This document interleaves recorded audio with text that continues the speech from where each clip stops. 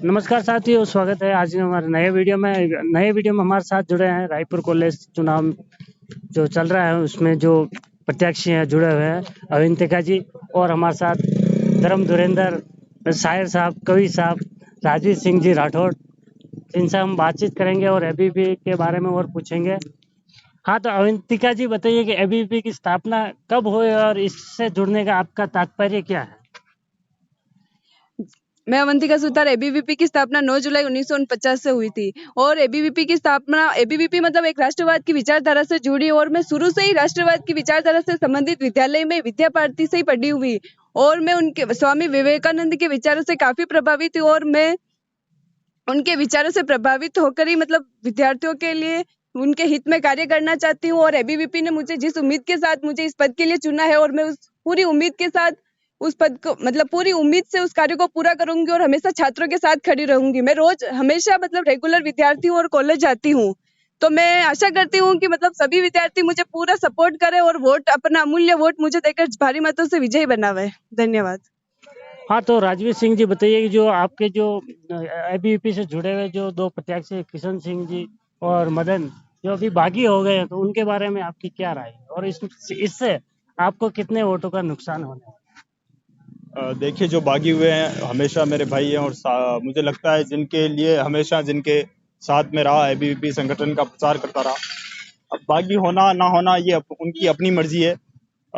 इस बात का जरूर खेद है कि जब हम मंचों पर खड़े होकर इस बात के भाषण दे, बड़ी बड़ी बातें करें कि राष्ट्रवाद की विचारधारा के साथ चले, टिकट किसी को भी मिले हमें समर्पण त्याग करना आवश्यक है। तो मुझे नहीं जानकारी में है कि क्या कारण है, क्या कारण नहीं है टिकट मिलना ना मिलना या उनके नाराजगी होना। पर अवंतिका को जो टिकट मिला है, शायद जो रेगुलर कॉलेज आती रही है स्टूडेंट के, किसी की जिद या उस पर टिकट नहीं है। रेगुलर कॉलेज आना, जो हर प्रतियोगिता में एक्टिव रहे। और रही बात नुकसान की, तो देखिए इस देश में अभी राष्ट्रवाद की लहर है। ये देश महाराणा प्रताप, स्वामी विवेकानंद के आदर्शों से चलता है। जिन स्वामी विवेकानंद ने पूरी दुनिया में इस हिंदुस्तान का उद्घोष जागृत किया था, उन्हीं के आदर्श पर एबीवीपी अखिल भारतीय विद्यार्थी परिषद चलती है। तो इसी विचार को आगे बढ़ाने के लिए सैकड़ों युवा हमारे साथ है और निश्चित रूप से कोई नुकसान नहीं, हम भारी मतों से विजय होंगे, इस बात का हमें पूरा विश्वास है। तो हमें बताइए ऐसा क्या कारण रहा जिनकी वजह से उनको बागी होना पड़ा? देखिए, कारण अब उनके जो कुछ कारण हो सकते हैं, ठीक है, संगठन की अपनी अलग रीति नीति होती है। संगठन में सभी टिकट की मांग करते हैं, टिकट के लिए आवाज उठाते हैं, सही बात है। पर ऐसा नहीं है कि अगर आप योग्य हैं तो आप आपकी आवाज उठा सकते हैं, आपके लिए टिकट मांग सकते हैं। अगर आप राजा है और किसी अयोग्य पुत्र को लाकर राजा बना देंगे, तो उसको सत्ता, उसको जनता, उसको प्रजा वापस कुर्सी से उतार देगी, सत्ता से बेदखल कर देगी। तो यही बात है कि कोई योग्य राजा किसी अयोग्य पुत्र को लाकर शासन पर नहीं बिठा सकता। तो जैसा कि हमने मदन जाट से बात करी, तो वो बता रहे हैं कि हम ये जो रायपुर में जो एबीवीपी का संगठन है उससे हम अभी दूर हुए हैं, लेकिन जो आगे से जो संगठन है उसके साथ हम जुड़े रहेंगे। तो इसके ऊपर आपकी क्या राय है? वो एक होगा ना, हम तो डूबेंगे सनम तुमको भी साथ ले डूबेंगे। देखिए, मैं बस इतना सा जानता हूँ, वो मेरे लिए मेरे काफी खास मित्र हैं, दोस्त है। मैं संगठन की विचारधारा के साथ रहा हूँ बचपन से, और मैं अगर मैंने किसी मंच पर किसी लोगों के बीच में कुछ अपनी जबान से कुछ बात कह दी, तो मैं उससे पीछे नहीं हटता, चाहे फिर कुछ भी हो।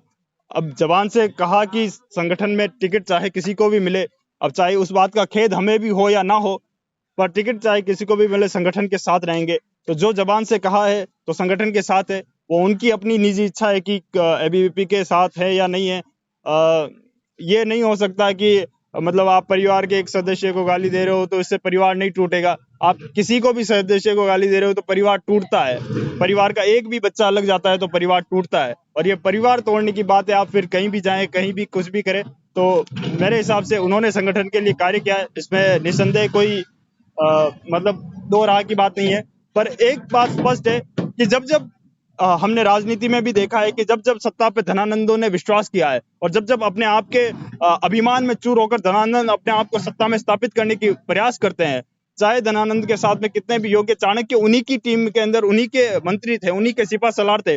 पर जब चाणक्य को लगा कि ये राजा अयोग्य है, तब चाणक्य ने उसको सत्ता से बेदखल किया और एक वनों में भटकने वाले चंद्रगुप्त को लाकर सत्ता पर सिंहासन पर स्थापित किया और पूरे देश पर उसने राज किया। तो एक सीधी सी बात है कि आपका व्यवहार अच्छा है, आपने काम किया है, आपने संघर्ष किया है, इसका मतलब ये नहीं कि आप किसी को भी लाकर चुनाव लड़वा देंगे और किसी को भी लाकर खड़ा कर देंगे। हाँ, तो हमारे साथ अभी मुकेश जी जुड़ गए, पूर्व छात्र संघ अध्यक्ष। तो मुकेश जी, हमें ये बताइए, जो अभी आपके दोस्त भागी हुए हैं, हाँ। तो इसके हिसाब से पलड़ा एनएसयू का भारी दिख रहा है, तो उसके ऊपर आपकी क्या राय? देखो, एनएसयूआई का पलड़ा तो भारी नहीं दिख रहा है और बाकी से हमको कोई फर्क नहीं पड़ेगा। पहली बात तो ये है, क्योंकि छात्रों के जो संगठन है अखिल भारतीय विद्यार्थी परिषद, उन्होंने हमेशा कॉलेज के अंदर काम किया है और विद्यार्थियों की समस्याओं को लेकर समय समय पर हमेशा आंदोलन करती आई है और छात्रों को ही पता है कि किसने क्या काम किया है कॉलेज के अंदर। अखिल भारतीय विद्यार्थी परिषद ने किया या एनएसयूआई ने किया, हर छात्र को पता है। पहले राजकीय महाविद्यालय के अंदर एक ही सेक्शन था, विद्यार्थी परिषद ने 5 दिन तक धरना देके कॉलेज के बाहर कॉलेज को बंद किया। उसके बाद में डबल सेक्शन करवाया गया और शिक्षक भी एक थे। उसके बाद में आज 6 शिक्षक है, जो सुव्यवस्थित आज पढ़ाई चल रही है राजकीय महाविद्यालय के अंदर। पहले 5 स्टूडेंट, 10 स्टूडेंट, 15 स्टूडेंट कॉलेज आते थे, आज 150 स्टूडेंट डेली कॉलेज आ रहे हैं। ये सब विद्यार्थी परिषद की देन है और अगर बागी खड़ा हुआ है तो उस बागी से हमें कोई फर्क नहीं पड़ता है, क्योंकि छात्र काम को देखकर वोट देते हैं, आदमी को देखकर वोट नहीं देते हैं। जय हिंद, जय भारत। हाँ, तो राजीव सिंह जी, हमें ये बताइए, जो बागी हुए हैं उनको आपने मनाने का प्रयास नहीं किया? देखिए, मुझे लगता है कि उनके लिए बागी शब्द कहना ही गलत है, क्योंकि वो मेरे अपने भाई है, मेरे खास मित्र हैं। मेरे लिए तो आज संगठन में ऐसी स्थिति हो गई है कि जिनको पतवारें सौंपी थी वो भंवरों के सूदखोर थे। कुमार साहब ने कहा कि जिनको पतवारें सौंपी थी वो भंवरों के सूदखोर थे और जिनको भंवर समझ डरता था आखिर वही किनारे निकले। तो संगठन में एक स्थिति की जिनके साथ रहे, जिनके कहने पर संगठन के साथ रहे, उन्होंने हमारी जबान से ये भाषण दिलवाए कि संगठन के साथ है, संगठन के साथ रहेंगे। वो संगठन छोड़ गए, अब हम हमारी जबान से पीछे हट जाएं या संगठन छोड़ दें। तो महत्वपूर्ण ये है कि कौन अपनी जबान पर टिका हुआ है, कौन अपनी बात पर टिका हुआ है। और आपने जो सवाल है, आपका मुख्य सवाल कि आपने मनाया नहीं मनाया, बातचीत करी या नहीं करी, केवल मैंने नहीं, मुझे लगता है कि बहुत सारे बड़े अग्रजों ने हमारे संगठन के और विद्यार्थी परिषद के सारे साथियों ने उनसे रिक्वेस्ट की कि आप संगठन को तोड़ने का प्रयास मत कीजिए, आप संगठन को जोड़िए, संगठन के लिए आपने काम किया है। तो मैं उनके काम की सराहना भी करता हूं और उनके काम को मैं तारीफ के काबिल भी है। पर मेरा हमेशा से एक बात है कि अगर राजवीर सिंह योग्य है तो किसी को भी लाकर खड़ा नहीं कर सकता। अगर राजवीर सिंह योग्य है तो अगर लोग मुझे पसंद करते हैं, अगर लोग मुझे चाहते हैं, इसका मतलब ये नहीं कि मैं किसी को भी लाकर कह दूं कि इसको वोट दे दो, इसको जिता दो। इससे मेरा भी जनता के मन में मेरे प्रति भी विश्वास उठेगा कि यार ये केवल हमें यूज करना चाहते हैं। मनाने का हमने उन्हें खूब प्रयास किया, हमारे दोस्त हैं, मित्र है, उनको बात भी करनी चाहिए थी, पर जब वो तैयार नहीं है तो ठीक है, मैदान जंग में सब कुछ जायज है, देखा जाएगा, जो भी है ठीक है और कोई नुकसान नहीं है। उनकी अपनी लड़ाई है, हमारी अपनी लड़ाई है। हमने जबान से बोला था संगठन के साथ है, हम हमारी जबान के साथ है। और ये विद्यार्थी यहाँ खड़े हैं, इनसे पूछ लीजिए कि किन्हीं सभाओं में उन्होंने कहा था कि नहीं कहा था कि टिकट किसी का भी कटे, संगठन के साथ रहना। आज कौन मुकरा है और कौन संगठन के साथ है वो सब जानते हैं और अच्छे से जानते हैं। हाँ, तो तस्वीरें बयां करती हैं हाल दिल, तुम ही समझ ना पाए तो इसमें हमारा क्या कसूर। देखिए, जिनको लगता है कि हार जाएंगे तो इनको हरा के दिखा देंगे और इनको जिता के दिखा देंगे। मैं एक साफ और स्पष्ट चीज जानता हूं कि तूफानों में ताश का गढ़ नहीं बनता और रोने से बिगड़ा मुकद्दर नहीं बनता। दुनिया को जीतने का हौसला रखो दोस्तों, एक हार से कोई फकीर और एक जीत से कोई सिकंदर नहीं बनता। तो कोई इससे या नहीं है कि हम हार गए तो फकीर बन जाएंगे या जीत गए तो सिकंदर बन जाएंगे। हम कल भी अपनी जबान के साथ थे, आज भी अपनी जबान के साथ हैं। संगठन हमारा परिवार है, परिवार के साथ थे, हैं और रहेंगे। बहुत बहुत धन्यवाद। हाँ, तो अध्यक्ष साहब से तो आप मिल ही चुके थे और अभी हमारे साथ जुड़े उपाध्यक्ष साहब। क्या नाम है आपका? मेरा नाम भरत बंजारा है और मेरा पद उपाध्यक्ष का है। ठीक है। मेरा नाम पूजा कंवर है और मैं सचिव पद के लिए चुनी गई हूँ। मेरा नाम नारायण कंवर है, मैं महासचिव के पद पे। तो अवंतिका जी बताइए, यहाँ एबीवीपी में रायपुर कॉलेज में कितने वोट है? 342 कुल वोट है। तो आपको क्या आशा है, कितने वोट आपको मिल सकते हैं? हमें तो पूरी आशा है कि विद्यार्थी हमारे काम को देखते हुए हमें फुल सपोर्ट के साथ हमें वोट करेंगे और हमें भारी मतों से विजयी बनाएंगे। तो एक वोट की छोटी सी प्यारी अपील कर दीजिए। जहाँ तक हमें पता है कि लगभग 180 या 190 वोट तो हमारे आएंगे ही आएंगे।